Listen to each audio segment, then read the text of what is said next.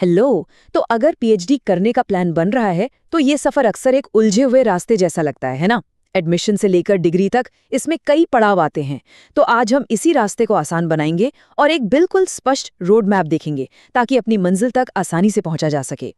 तो सबसे पहला और सबसे बड़ा सवाल यही आता है मन में कि पीएचडी प्रोग्राम में एडमिशन आखिर होता कैसे है। ये सवाल सुनने में तो बहुत सीधा है, लेकिन इसका जवाब कई स्टेप्स में बटा हुआ है। चलिए इसे समझते हैं। देखिए, असल में पीएचडी एडमिशन कोई एक सिंगल काम नहीं है, बल्कि ये कई पड़ावों वाला एक लंबा सफर है।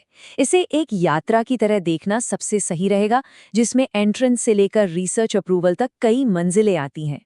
तो चलिए आज के इस सफर के पड़ावों पर एक नज़र डालते हैं। हम बात करेंगे कि पीएचडी के लिए कौन कौन से रास्ते हैं, फिर एप्लीकेशन से इंटरव्यू तक का प्रोसेस क्या है, गाइड और कोर्स वर्क का क्या रोल है, रिसर्च प्रपोजल को कैसे अप्रूव करवाया जाता है, और आखिर में रिसर्च से थीसिस तक का सफर कैसा होता है। और हाँ, कुछ जरूरी सवालों के जवाब भी देखेंगे।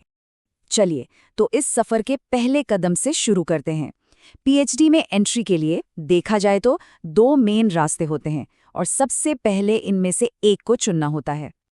ये दो रास्ते हैं, एक नेशनल लेवल के एग्जाम्स जैसे नेट या गेट क्लियर करना, और दूसरा सीधे किसी यूनिवर्सिटी या इंस्टीट्यूट का अपना एंट्रेंस टेस्ट देना।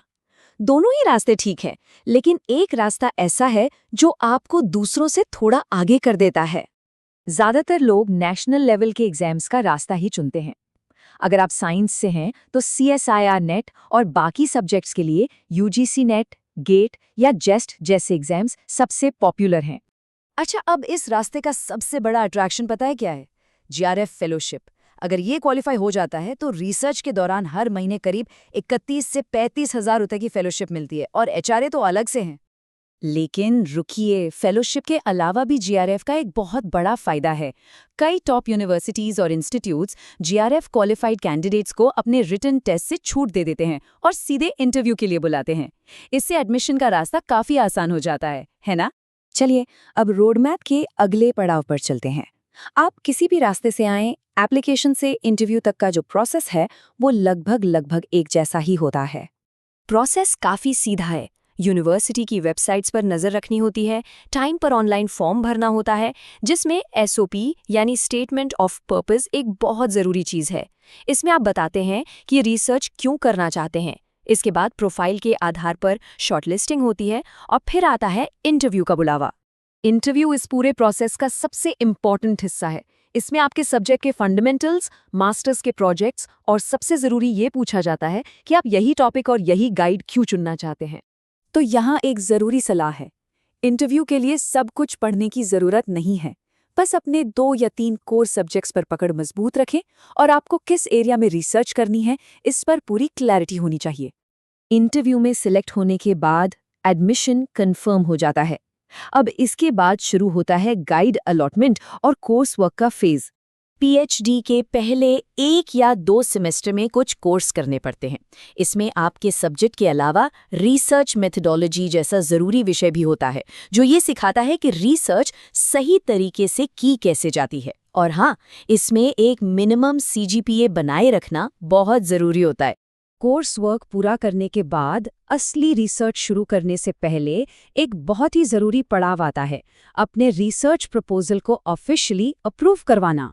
ये एक 2 स्टेप प्रोसेस है।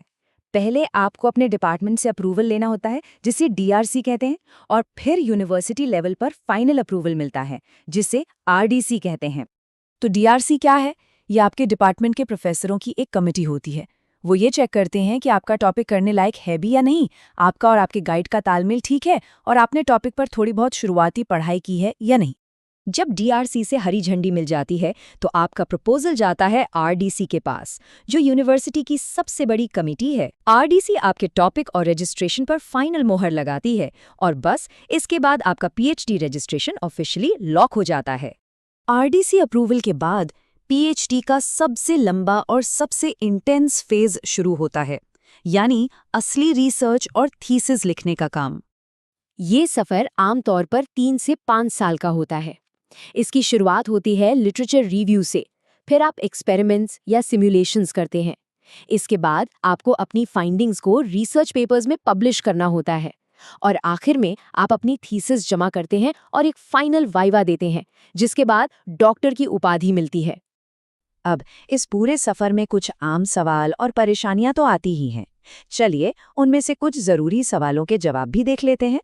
सबसे कॉमन सवाल, मान लीजिए नेट क्वालिफाई नहीं हुआ तो क्या करें? क्या सारे रास्ते बंद हो गए? इसका जवाब है बिल्कुल नहीं। जैसा हमने शुरू में बात की थी, दूसरा रास्ता हमेशा खुला है। आप सीधे यूनिवर्सिटी के एंट्रेंस टेस्ट के लिए अप्लाई कर सकते हैं और कई IITs और टॉप इंस्टीट्यूट्स तो अपनी खुद की फेलोशिप भी देते हैं। एक और बड़ी कंफ्यूजन होती है सही रिसर्च गाइड को चुनने की। ये एक बहुत ही इम्पॉर्टेंट फैसला है जो पूरी PhD जर्नी पर असर डालता है।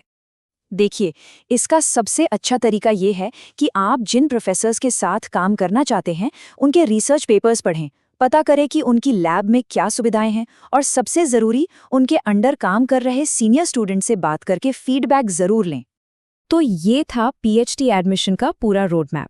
ये आपको यूनिवर्सिटी के गेट तक तो ले आएगा, लेकिन यहाँ से ज्ञान और खोज का जो असली सफ़र शुरू होता है वो पूरी तरह आपका अपना होगा।